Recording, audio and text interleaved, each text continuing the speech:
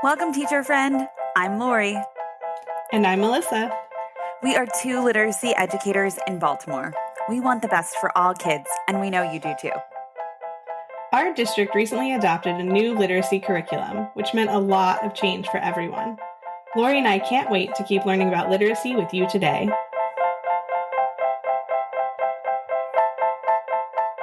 Hi, everyone. Welcome to Literacy Podcast. Melissa and Lori love literacy. We are really excited for our guests today because we have two very busy teachers who took time out of their very busy schedules to talk with us. And I just can't wait. We're going to talk about some incredible content with them teaching wit and wisdom, using geodes, science of reading stuff. So I'm excited. Yeah. You know, teachers are our favorites to talk to because they're doing the real work. But I know we've talked a lot about having, especially in K2, having wit and wisdom, having foundations, having geodes. It can be a lot. And we know that our teachers today, Danielle and April, have a lot to tell about how to do that in a way that really helps to make sense for kids. So we'll get into those conversations with them. Absolutely. So Danielle and April, welcome to the podcast. Thank you. Thank you for having us. Thank you. We're excited to be here. Yeah. So I'll ask Danielle to go first because you're closer to me on the screen. Okay. Would you mind just giving a little introduction and sharing, what grade you teach and where you're teaching and anything else that you feel like is important for listeners to know? Okay, absolutely. Well, again, thank you so much for having us. I'm so excited. Even last night, I'm just trying to go to sleep and you get those nerves, just thinking about all the stories to tell and just the passion that lies within this work that, we do for kids. So my name's Danielle Hunter. I'm a third grade teacher. I teach literacy at Vista Peak Exploratory, which is in Aurora Public School District. And this is my 10th year here. So I've really been able to see the evolution of just how our community of learners has grown throughout this period of time. And I'm excited to just talk with you all and reflect on my practice and be able to share some of the things that are going well here at VPE. Awesome. And you're in Colorado. We're in Colorado. Yep. Anyone's listening, I'm Aurora, Colorado. So. Aurora, Colorado. Denver. Yep. Yay. Awesome. And April, welcome. Hi, thank you for having me. My name's April Evans. I also teach at Vista Peak Exploratory in Aurora, Colorado. I'm a first grade teacher here, and this is my 8th year at Vista Peak, 15th year teaching. Most of that has been first grade. That's the highest I've gone is first grade. It's, I can't seem to leave it. I love it so much. I'm afraid that it's just not going to be as good somewhere else. So I've got to stick with first grade. And so, I'm excited to be here and share our journey with you. Yeah. Just to add on too, so I've been teaching third grade here for 9 years, and I got to teach first grade 1 year. And so April and I were colleagues, and we experimented with a lot of different curriculum and lots of learning and passion. We've gone through a lot over the years. Yeah, for sure. That's amazing. It is. I think we should start with you guys telling us about wit and wisdom and your wit and wisdom story and how you got to be where you are today teaching wit and wisdom. Because I know it didn't just happen yesterday. So tell us a little bit about how you got to be wit and wisdom teachers. Yeah, it was quite an evolution, right? You had, and then over to, I imagine, in your 10, 15 years of experience. So I'm looking forward to hearing about a little before and then how you got to implement wit and wisdom and geodes and the foundation's trifecta. Yeah. So I'll start, and then April, if you want to just add on, because I know just thinking about my first year here in the district, we really started with Mondo curriculum, and I was coming from another district in Colorado. So Mondo was a very new curriculum for me. And I was coached around that. And we were also using Fontes and Pinnell. And it kind of, evolved slowly. I had lots of questions about, is this really best for kids? And then we kind of adopted Lucy Calkins. And so we've gone through a lot of different curriculum and a lot of different opportunities to kind of play around with different things. And just recently, so this is our 4th year going into Wit and Wisdom. And before April kind of jumps in to talk a little bit about where we're at, I had the opportunity to go with a group of teachers and our leader to another school in Colorado, and we visited the school to really see Wit and Wisdom in action. And so we wanted to kind of just see, is this something that might be a good fit for our kids? And so I just remember going into that school, and one of the first things that I noticed was just the close reading. Walking into the classrooms and really seeing them just deeply engaged in text. And so for me, I was bought in pretty quickly. And then I just know that we came back to our school and kind of brought it to our teachers and had lots of conversations about, our DLT, our distributive leadership team, talked a little bit about EL and Wit and Wisdom. And we did a lot of work digging into the curriculum to see what would be best for our kids. Yeah. I think we were both bought in right away. I just remember noticing complex text and, like you said, the close reading. That was the first thing that stuck out to me. Going back a little bit, though, my experience, so I experienced the same thing, Mondo and then Lucy Calkins. And I remember the year before leadership administration changed in our building, just thinking like something was missing, right? There's that group of students that with the curriculum we were using, they were able to learn and they were thriving, but there was a majority of students that were struggling and we just weren't making gains.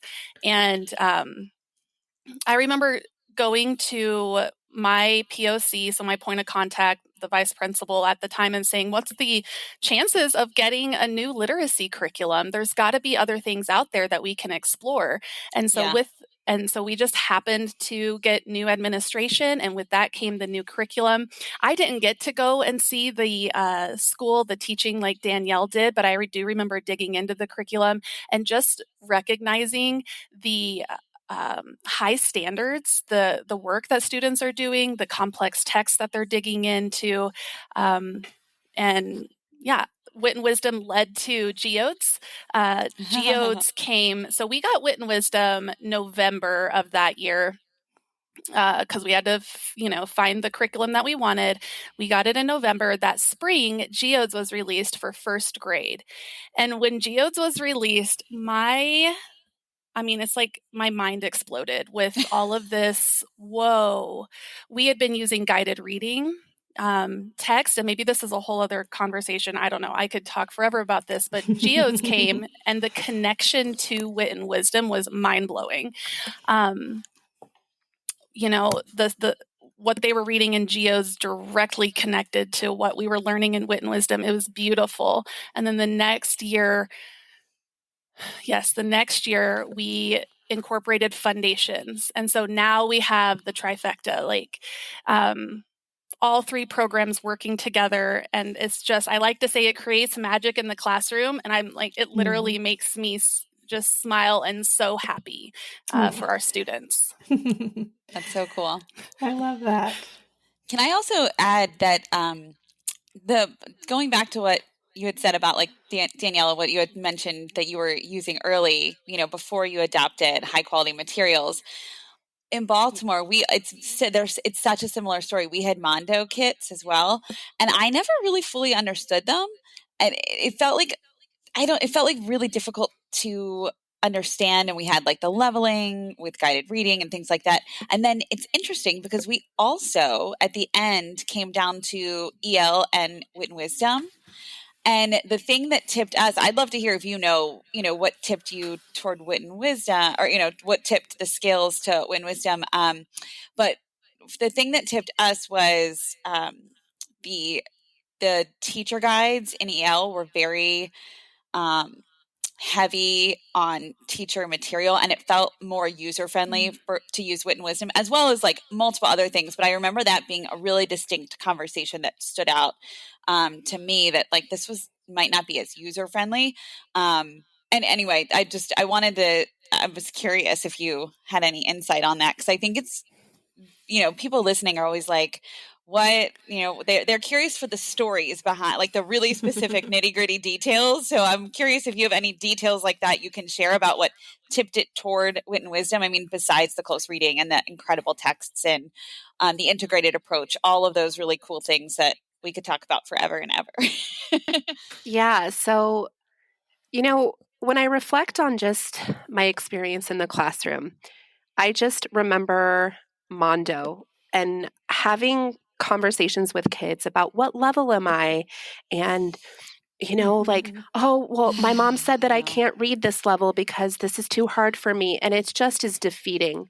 And so it started with me just really reflecting on, are we really doing the right work that needs to be done? I've always been passionate about reading and writing and that integration and the craft that comes within both. And so I did have that opportunity to see it in action.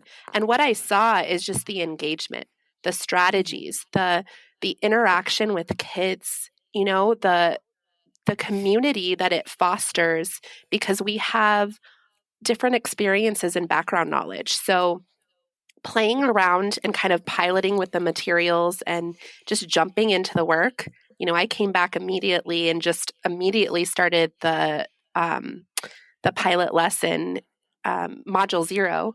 And of course, the text was Thank You, Mr. Volker by Patricia Polacco, who is one of my favorite authors. And it reminded me in that moment of how these stories are what our kids see themselves in.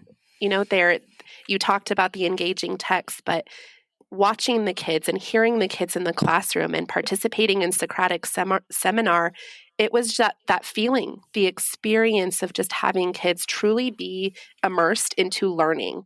And it also, for me as a teacher, felt so great to have everything integrated and not having to have 5 or 6 different lesson plans, really preparing for, oh my gosh, showing up an hour early before plan time in the morning and getting book boxes and going through and pulling books for certain levels.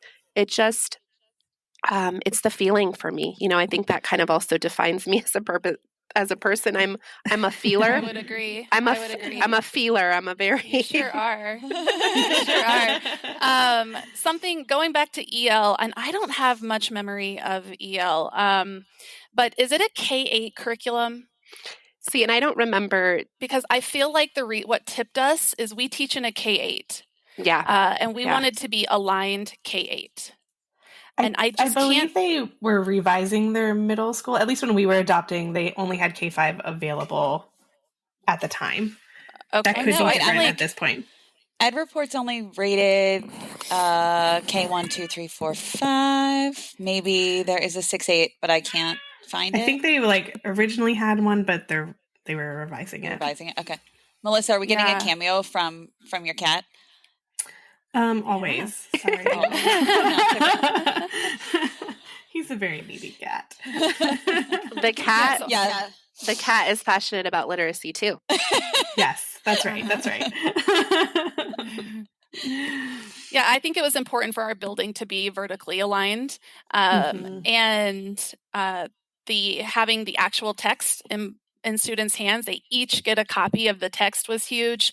So important. The high expectations of wit and wisdom was huge. So I actually was wondering about that when you guys were talking, because, going from the levels to everyone's reading these complex texts, I'm just, we get questions a lot about, well, what about students who are coming to my 3rd grade class and they're below grade level, and now there's this really complex text that everyone's expected to read? Just wondering what your experience was with that. So my experience in 1st grade, I would say, is that in wit and wisdom, we're not teaching foundational reading skills necessarily in wit and wisdom, right? We're teaching our reading standards, our writing standards, speaking and listening. And those are around books that my students most of them are not able to read. These are complex texts. They're listening, their ability to understand when listening and speaking is greater than what they can read, right? So we went from a curriculum that had grade level text. It was like, I can't remember one of the books from Lucy Calkins. It was like Duck in the Park or something. And we are trying to analyze a book that a first grader can read. If you can imagine how much I wanted to pull my hair out of my head after 3 days of reading like a duck, splashing in the puddle, it's awful. They're not worthy of rereading, right? Yeah. And so going to complex text, students are able to understand and take on this learning through, first, I want to say, the content stages. The way that those are made are super supportive. It's layers, right? We're not going in and saying, what is the essential meaning of my librarian is a camel on day one? Correct. We're leading up to that. And so the program design is supportive, but also I'm not asking first graders to read these texts. I'm asking them to think deeply about the text and analyze, synthesize all of that. So that's my experience with the change between a grade level text, trying to get deep into a grade level text in first grade versus a more complex text. Yeah, that's such a good point. Just adding on to what you said, April, when we think about the reading rope and just those components of it, I'm specifically thinking of a student this week, who has found some just immense success. And that word recognition is really hard right now. It's a struggle. And we know that there's some other factors that have come into play with just the current state of our world. But I keep going back to the visual of Scarborough's rope and looking at his background knowledge and the vocabulary knowledge, the language, how he articulates himself and what he brings into the conversations. And it was such a powerful moment this week when he got up in front of the class and the class actually started clapping for him just authentically because he has found this confidence within himself. And when I say that this curriculum really fosters a community of learners, that word just popped into my head, Danielle. I was thinking the same exact thing because clapping happens in my class as well. Go ahead, sorry. It is. No, and I think those are the moments, where we know that we're doing right by kids because we're not all at our seats reading our own books. We're collaborating and we're fostering, this environment where kids can thrive and be themselves and see themselves in books. And April, you talked a lot about just that content knowledge. I mean, we all have so much knowledge. And so just building on that and using that as an access point has really been just a mindset change for me. Yeah. I often think, sorry, go ahead. Sorry.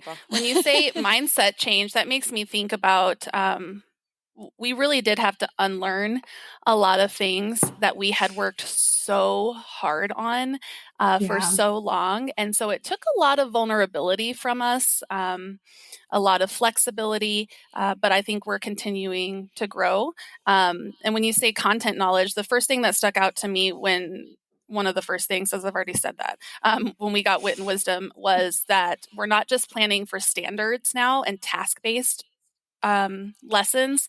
We have two pieces that we have to consider. What knowledge are we building in students? I have to plan for the knowledge that these students have to learn, because without that knowledge, they are not going to be successful on the skills that I'm asking them to do and the tasks that the standards are asking them to do. So we went from just really standards-based, task-based to now really thinking about the content knowledge and both sides of that. So that's awesome. Yeah, I think that's I just imagine what happens, like in your previous world prior to Wit and Wisdom and Geodes.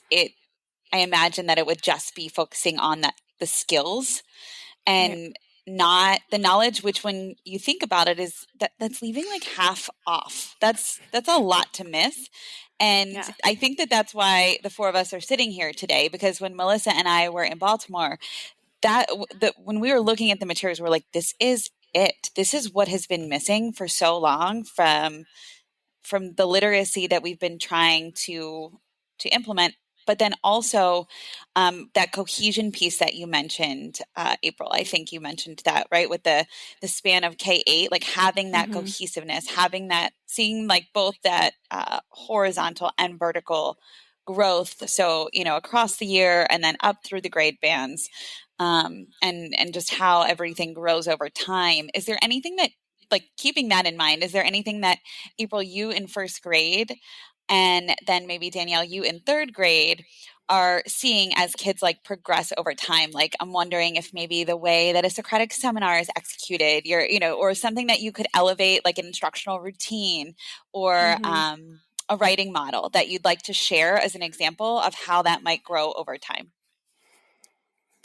Yeah, so specifically Socratic seminar, that's not something that I had ever considered doing with the first grader before Wit and Wisdom. And it's one of the most enjoyable times in our classroom now.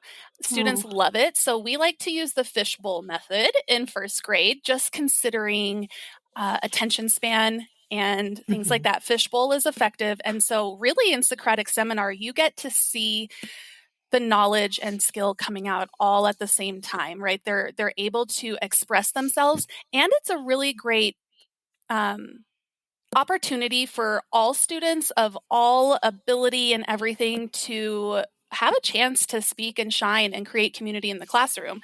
Something that I like to do before Socratic seminar is giving students a chance to think through their thinking around the topic, around the question. I give them a chance to sit down and write, specifically pointing their direction, or pointing them in the direction of our vocabulary wall that we've put up with our wit and wisdom words. And so encouraging them to use that vocabulary in a purposeful way in their writing. And this writing is not, we're not grading writing on sentence structure and grammar. I want their knowledge on the page. And so once they've had a chance to think through that, they've used the vocabulary in a purposeful way, then we bring that to the carpet. And we do the fishbowl. Half of the students are in a chair. They love it. They actually, the ones in the middle sometimes pretend like they're fish when they go to sit down. And so the ones sitting on the ground are in the fishbowl. And they know that everyone has to speak. They've already had time to process that thinking. And now that they're sitting, everyone has to speak. And the beautiful thing, another thing about Wit and Wisdom, is that it teaches speaking and listening standards, whereas before we hadn't taught specifically, how do I respond to another person? How do I carry on a conversation with somebody else? And so now, someone will speak and they'll say, I agree with you because in this text it said, XYZ, or I disagree with you. I had a different idea when I was thinking about this question. So Socratic seminar is a beautiful example. It's like a culmination of that focusing question, or the focusing question arc, with that I'm sorry. I got all these ideas going in my head. So like the culmination would be like the focusing question task they're writing, but we also do Socratic seminar at the end of that. And so they get to speak and listen to their classmates' ideas. Yeah. As you were speaking, April, I was just jotting some things down too. Socratic seminar has really been kind of the foundation for where kids are also finding success in writing, just seeing themselves as writers. And so just adding on to what you were saying, I was thinking about how all of these components of Wit and Wisdom really foster just the independence and the intentionality for us as teachers. It's just all connected and integrated. So in third grade, thinking about this year and previous years, our students have struggled with writing.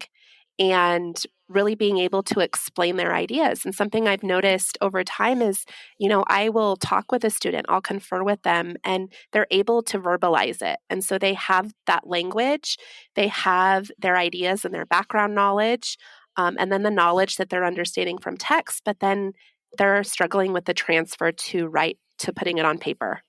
And so I just am always reminding them, what we think, we say. What we say, we write.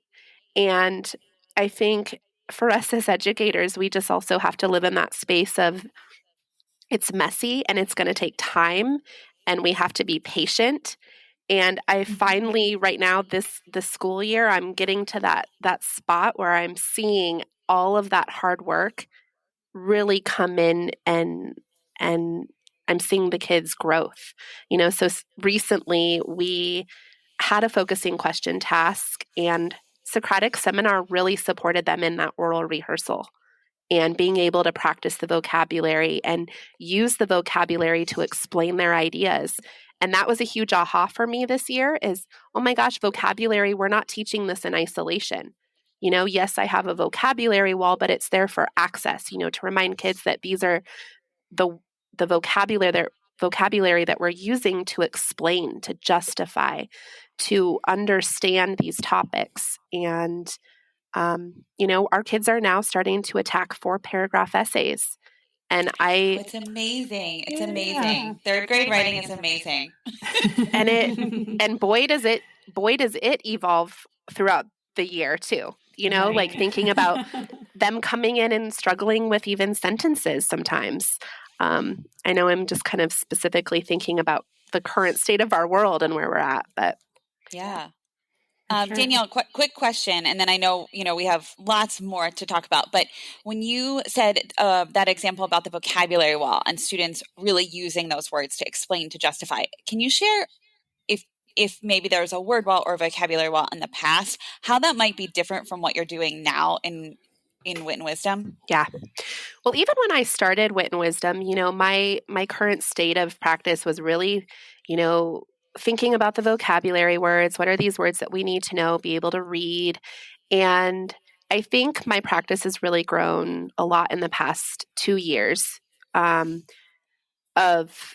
really moving into Wit and Wisdom and understanding the purpose of why we're teaching vocabulary and how we're using it. So a couple years ago, I would have like, here's some sheets with the vocabulary words, matching the definition. Okay, you can use it. Oh, you're proficient with this because you understand the meaning of it. And then it just kind of sits there, and now it's really teaching students the purpose of why and how we use this vocabulary. And so in Socratic Seminar, they have their planners, they have the word banks, and they have the background knowledge and understanding of those words and how to really use that in speaking, and then bring that into writing. And in our Socratic seminars too, a lot of our kids are giving feedback to each other. So, my students that are in the inner circle, they're speaking, and the kids, they're partnered with students who are in the outer circle, and those students in the outer circle are giving feedback to them, and they're kind of, tapping them gently like, oh, I noticed you did this. So it's this process of just giving feedback to each other and really evolving as learners, as a community. I keep going back to that, but really that's great. It's kind of what I notice. And I imagine that must be so different from what happened before, in terms, April, did you want to add to that? Well, yeah. Could you tell that I was like, please let me add. My hands up. So just thinking about before and a word wall before. So I'm going to say this now. I do not have a word wall in my classroom anymore, and I'm seeing so much success. And this is for maybe like a science of reading time in this podcast through David Kilpatrick's work. So much more success. So word wall is gone. We did not have vocabulary words up in the first grade classroom. And if they were, it's like we glanced over it maybe with the science, with our science or social studies lessons. But now we have my where my word wall used to be is divided into the modules for wit and wisdom. So all of my module 1 vocabulary words are on yellow cards with pictures on them, and students know how important those words are to use in our discussion and our writing. They know that that's what is really going to get their point across. And so my module 2 words are up there, and then I put module 3. We're in module 3 right now. And I wanted to make the point, though, that I am seeing the transferring of these vocabulary words into our Geodes time. So often they're using the word powerful and force when we're reading books about these same concepts. They are using those same words when speaking at our small group table. I'm so glad you went there, April, because that was my next question for you. So let's actually dig in there a bit. Melissa, before you get in, can I ask April and Danielle one quick thing? And then, okay. Can you all send us pictures of your walls? And we would love to include them in our newsletter. So that our subscribers can see what we're talking about. Yeah, absolutely. Okay, awesome. Thank you. So now let's dig in a little bit. I think, teachers just want to hear so much about, like, how do you actually take these different pieces, your small group time with Geodes, your foundations time, your wit and wisdom time. We talked a lot about your wit and wisdom time. Like, how do you put those pieces together so that it doesn't feel like 3 separate things happening? And as specific as you want to get about, like, what your literacy block actually looks like, because teachers want to hear it. Okay. Yeah, absolutely. So, do you want me to start? Do you want to start? I'll start. Go. Because this is actually another something that I've kind of taken on. And again, like when we were first piloting and starting with wit and wisdom, my focus, oh my gosh, like my slides were like 23, 25 slides. And now it's like I've condensed it and it all makes sense. You just got to give yourself time because the pieces will come together. They will. But so I just want to talk a little bit about, to your question, Melissa, we start with foundations. And so when my kids come back from exploratories this year, they come in, they grab their foundations boards, and we start our day with writing into the day. And I've included writing into the day just to kind of foster the creative aspect of writing and the craft of writing, and to really just have like low stakes, no pressure, just write. So this week we're just doing would you rather statements because it supports our opinion writing. So after writing into the day, we get into our foundations. And I've started our foundations lessons with actually bringing the vocabulary from our modules. And we do reading work. So I'll put the vocabulary words on the slide, and we're really marking the words. We're really attacking those words. And yesterday it was really powerful because there was a student that I asked them, I said, okay, well, I noticed a couple of us just kind of scooping, and there's lots of scoops, but there's only 3 syllables in this word. So why do we have 6 scoops or 1 scoop? And a student raised his hand and he said, Mrs. Hunter, we mark words to learn language. We mark words to read them correctly. We want to read these words correctly. And then another student, I'd like to add on. And he's like, the other student was like, oh, we're going to write these words too. We're going to use them. So it's like these aha moments keep coming naturally almost. And I'm like, they're seeing the purpose of this, So we start with integrating that vocabulary in our foundations. And then we get into our literacy lesson. And I have recently started playing with Geodes during our WIN block. WIN block is our designated intervention block that every single student in our school has. So it's this, our students who are bilingual go to the designated ELD block, and our students who are in WIN, which stands for What I Need, are getting extra support. And so I've recently started playing with Geodes this week. Very new. As a 3rd grade teacher, we don't have Geodes. So I just kind of jumped in. I was like, you know what? It's going to be messy. Just jump in. And it was just one of my favorite days of the entire year. We're reading a book about Brown versus Board of Education. And we're practicing long vowels and vowel teams. And it all came together. Students were making connections. They were while we're learning about space exploration in Module 2 right now, they were still able to make connections to geodes. They were noticing that the Brown versus Board of Education had some connections to how people are pioneers and advocate and make change in the world. And I had a student using the vocabulary that we had talked from Foundations and talking about segregation, talking about astronauts or people that worked for NASA who faced these challenges, and they were bringing this into Geodes. So while my experience is a little bit different than April's with Geodes, and it's not as connected as far as content or knowledge, they're making connections, and I'm starting to see everything really build on top of each other. The students are as well. Oh, I love hearing that my first graders that were with me get to revisit some geodes. That's awesome. Would you like me to talk about first grade now?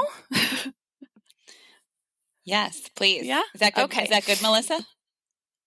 Okay, perfect. All right. Yeah, my cat's being super loud right now. Sorry, I just muted for a second. All right. Well, so when I think of the programs that we have going on right now in first grade, we've got Wit and Wisdom. And I also come back to Scarborough's rope, Danielle. That's an easy visual representation for me to think about the science of reading and how we're hitting every single piece of that rope in every day in first grade. Wit and Wisdom is really hitting that language comprehension, right? And we've got Foundations that's hitting the word recognition strands. But the magic happens when we're in Geodes. It's amazing. Geodes is the bridge between Wit and Wisdom and Foundations. So they are learning about an endearing topic in Wit and Wisdom that is worthy of studying for 9 weeks. And they're also reading about that in April, can you give some Geodes. examples of topics that you all do in first grade? Yeah, so right now we are in Module 3 is the power of wind. And at first you think, oh, wind. Okay, like first graders are going to get wind. Yeah, what are we going to learn about wind? First graders after this module, they can teach you how wind is made. They can teach you how it affects different objects on Earth. It shapes rocks, it shapes trees, how storms affect communities, hurricanes, tornadoes, blizzards. They can also tell how wind is used by humans. We have harnessed the wind to be able to irrigate fields, to grind grain. They explore The Boy Who Harnessed the Wind. That's our final book for this module. And so it's these big topics, right? We're not just learning about wind. We go outside and feel it. We're really learning about humans' interaction with wind over time and how it can be devastating and destroy things, as well as really save communities in areas that need the wind to do a job for a purpose. Yeah. So that's helpful and harmful, right? Right. Absolutely. Yeah. So that's the module that we're in right now. I would say, we have our Cinderella unit at the end of the year, and that the journey around the world in that unit is unbelievable. The world knowledge that they gain. So I would say those two modules are my favorite. But going back to kind of my block, so we've got the bridge geodes between Foundations. So what we're learning in Wit and Wisdom, they're reading about in geodes, and then what we're learning in Foundations, they're applying in geodes that same day. So we have Wit and Wisdom in the beginning of the day, and then we have our Foundations block, a 30-minute block, and when I first started Foundations, I was really teaching it to fidelity. I wanted to, and this was at the beginning of my learning of the science of reading. And so I really just wanted to teach it what it said. But now, the more that I learn about the science of reading, Scarborough's rope, the 4-part processor, I'm able to change it. I'm able to take aspects and add more and really meet my students' needs with more learning that I get. So we're in Foundations, and then I'll usually end with some kind of a dictation, whether it's one sentence or a couple of words, or a full dictation where they're doing sounds, words, trick words, and a sentence. Students go have snack, and I take that data right then, and I split it into my 5 reading groups that are based on Foundations assessments, by the way, and I call over my groups that I see 3 groups a day, and I look at what they did. Sorry. I look at what they did that day in Foundations on that dictation, and I address those needs in the group. And every student is reading the same book in my class, and that was the biggest change. What do those groups look like? Can you get detailed? What books? How, and what are the other students doing as well? That's a question we get asked all the time. What about the other ones? Oh yeah. Yeah. So I have 5 groups based on, like I said, Foundations dictation. So based on their phonics knowledge, that's where we know that accuracy is our number 1 priority when teaching students how to read. So I have to base them on their word knowledge. And so I have 5 students per group. They come and sit down. I want to see my group 1, which has the largest gap to close. I want to see my group 1 4 days a week. I want to see group 2 and 3. I see them 3 days a week, and groups 4 and 5, I see them 2 days a week. They have the smallest gap to close. And so I do at least 15 minutes with my groups 1 and 2, 15 to 20 minutes, and the other groups 15 minutes. And so they'll come and sit down. They will start with a decodable reader that directly connects to the Foundations work. So Foundations provides some decodable readers for each unit. Mm-hmm. They read that, and then we get into that word work with Elkonin boxes. So they're on my table. I taped them on my table. They have a marker, and I say, oh, it looks like a lot of us in this group missed this sound or missed this. Let's work on that. Mm-hmm. What are we seeing? And so this is really... it's interactive. Maybe I'm using counters in the Elkonin boxes first to really hit that phoneme processor. And then we're mapping it to sounds by writing it. And then, so we're hitting that word recognition strand of Scarborough's rope. And then we want to bring in the language comprehension strands. And so I start with vocabulary. I'll put up some vocabulary words and I'll say, what do you know about these words? And then I introduce the text, and how do you think these words might connect to this text? And I might play a video. That's another fun thing that they like. So like for Super Spiny Mouse, I found a video. There's no talking in it. It's just of a spiny mouse running around in Africa. And it's fun for them to, look and make connections to that. So we're building that background knowledge, vocabulary. And Super Spiny Mouse is a geode for those who don't know. Oh, yeah. Sorry. Yeah. So no, that's okay. In Geodes, we are only reading either a decodable passage from Foundations or the Geodes text that directly relates to the Foundations unit that we're in. And so then I introduce the text, and something that's helped me guide my comprehension and language comprehension teaching has been going through the content stages like we do in Wit and Wisdom with Geodes. So on the first day of a read, we're noticing and wondering, we're asking questions, we're building knowledge through illustrations. On the second day of the read, we really talk about what is this book about, organize our thinking. And then on the third, if they do have a fourth day with me, then we really, what is the essential meaning? We try to get deeper. So that's just been something that's guided me. So that's a little bit about what's going on at my table. Like I said, the biggest change is every student's reading the same book. And they can. Even your students that have the smallest gap. And I think because I did not give up on that from the beginning of the year, because I did not lessen what I wanted my students to do. I don't know what I'm trying to say.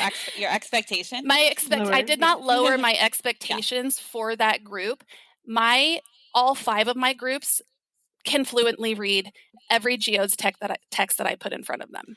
And when you say all students, April, are reading the same text, you don't just mean within your groups, correct? You mean every student in your classroom is reading the same. Every group I just want to make sure. Yeah. So every group is reading. So all 25 students are reading the same that book. Same Geodes, but yet their foundational skills needs are being addressed ahead of time so that they can then jump into the text and access it with more success. Am I hearing you right? Yes, absolutely. So every group has something different that they're working on. So I like to think of it as accuracy is my number one priority, and I'm working on word work and things like that. And I'm also using the Decodable Readers Protocol through Student Achievement Partners. You can find that on achievethecore.org to guide my reading with accuracy, echo, choral, buddy, independent reading. And then after accuracy, we're moving to phrasing. Phrasing moves to expression, and that's really creating that fluency into comprehension. So that's what guides my what is this group working on. Before I talk about what my kids are doing independently, I just want to point out that we went from a structure where levels were guiding what we were doing in our groups. Level E should be working on this, level J should be working on this, to my students are guiding what I'm doing in my group. I'm watching them closely, and that's what should be happening, right? I'm watching them closely, and we're addressing those needs in the group. Real quick, sorry, I've been talking for a while, but so independently outside of my group, when they're not working with me, we want to make sure that they're also having purposeful learning outside. And so I don't know if you guys have heard about the platform Seesaw. It's really came into light during remote learning. And so they all have 3 Seesaw assignments that they have to complete. One is a foundations sentence dictation. One is they are reading the book. They're going to record themselves reading. So let's say we're reading Thorny Devil in group. They're going to record themselves reading. It's like a check-in for me. They'll record that independently. And then they also have a comprehension question on Seesaw that they have to answer about Thorny Devil, which is a Geodes text. And then they also have to read at least one Geodes book outside of my group. They get to choose whatever piques their interest. It could be past books.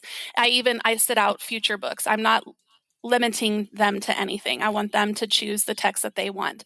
And then also, they have a foundations assignment, usually a paper foundations assignment that includes marking or something like that. So, April, just really quick, this is Danielle. I was just thinking too, like Danielle. the listeners, I don't know, can they differentiate our voices? Yeah. But they probably can. As I was listening to April, like it's so nice to hear you kind of go through what a day in the life of a first grader looks like and sounds like.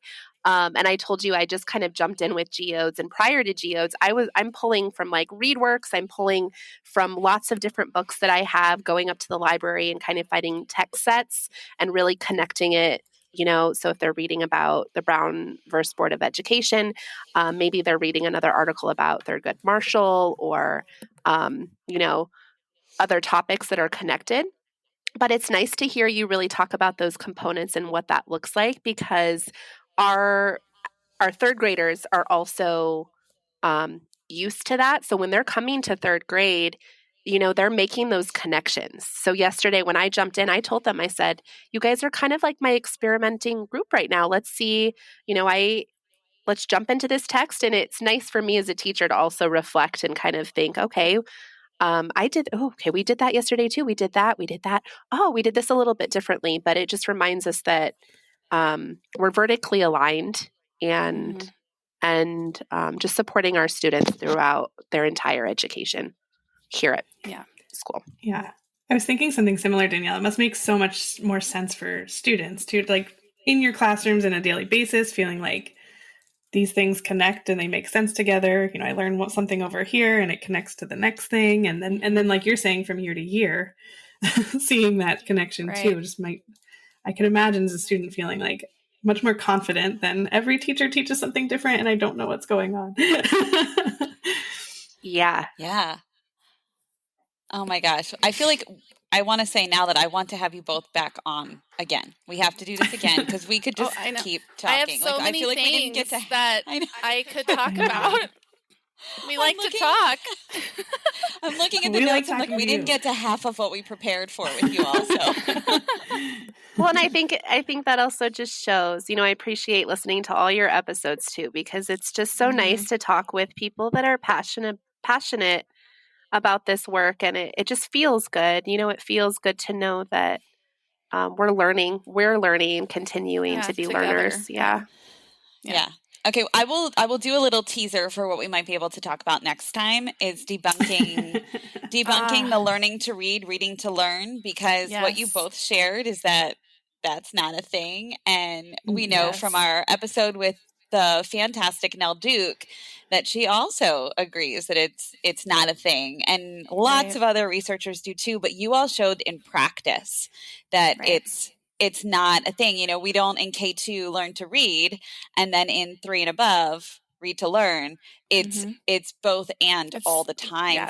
I even think from birth, you know, all the way through. It's not like, you know, even when Presley was a baby, I was reading her books that she couldn't read on her own. So she was not learning to read. Yeah, those are the first strands that develop in humans is knowledge. Yeah. And so why would we cut it off and stop with that? You know, every kid brings so much to the table. So, and they're so curious about those things. So curious. Yeah. Yeah, we could have a whole podcast just about that. We're going to. You're invited back again. Yes. Oh, okay. Well, thank you. You guys are awesome. Before we leave, I know there were some things we didn't get to. So if there was anything that you really want to hit, feel free to jump in. But we definitely want you all to leave us with a piece of advice for our listeners. Well, I took a peek at the notes, and I thought it was funny that Danielle and I both had kind of the same advice without discussing it.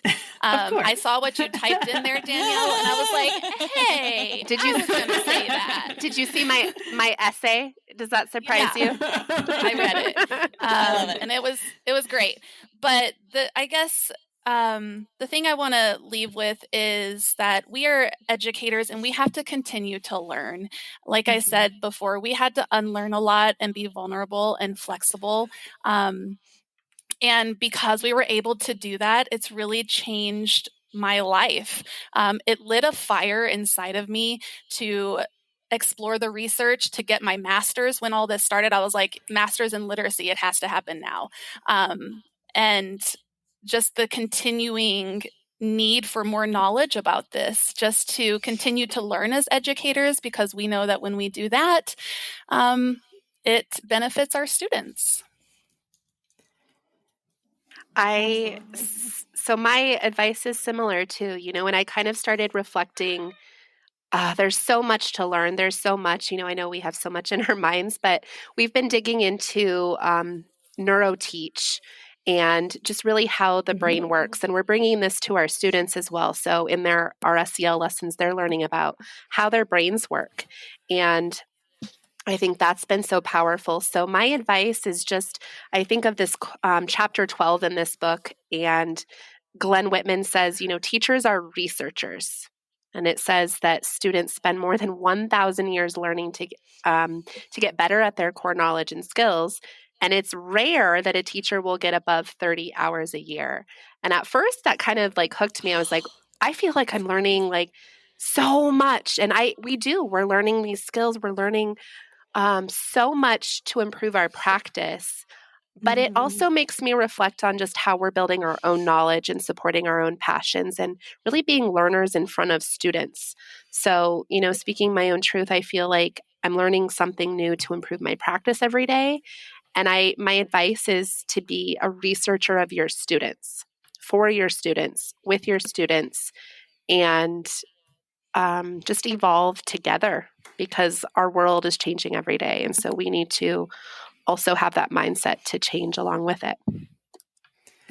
It reminds me of Adam Grant's book, Think Again, which I was grabbing, but it's on my nightstand upstairs. That's like the premise, right? Like, be a scientist and unlearn the things be open to unlearning and open to new learning. So I love that it's so resonating with what's going on in my own reading world right now and what's happening, I think, in the real world very much. Danielle, tell us the title of that book again. It's Neuroteach, Brain Science and the Future of Education by Glenn Whitman and Ian. How do you say his last name? Is it Kelleher? Let me tap it out. Hang on. It's a blue cover? Yeah. Yeah. Okay. Cool. It's going in my Amazon cart. I wonder if if we reach out, if we can get like a promo code or something. We'll work on that before this episode comes out. We'll see if we can get something for listeners. Yeah, we just had Glenn do some PD with us a couple weeks came to our ago. school. Yeah. That's so neat. Okay, can you share his email with us too? Yes. Yeah, absolutely. Do you know? Okay. I'm like, can you send us pictures and share people's contact information? Yeah. You're like, I'm not going to say no while we're recording. Of course not. You can have whatever you guys want. Okay. Thank you all so much for all that you do every day. Good luck with the rest of your days. We know that you both have big days. Like, it's been a big week this week. So good luck with everything else that's happening today. Yeah. Thank you guys for having us. Thank you all. Thank you. Thank you, Melissa. Thank you, Lori. We appreciate you. You too. All right. We'll talk soon. You're coming back. Okay. All right. Bye, guys. Have a great day. Bye. Bye. You too. Thank you for listening, literacy lovers. Remember, we have a new episode out every Friday, and we send a super helpful newsletter with follow-up content each Tuesday. Be sure to visit our website to subscribe to our newsletter and podcast. It's literacypodcast.com. And don't forget to follow us on Instagram and Twitter at Literacy Podcast. And please reach out with questions or ideas for podcast episodes. We love hearing from you. Melissa, what's our email address? Melissa and Lori at literacypodcast.com. We are so glad you're here to learn with us.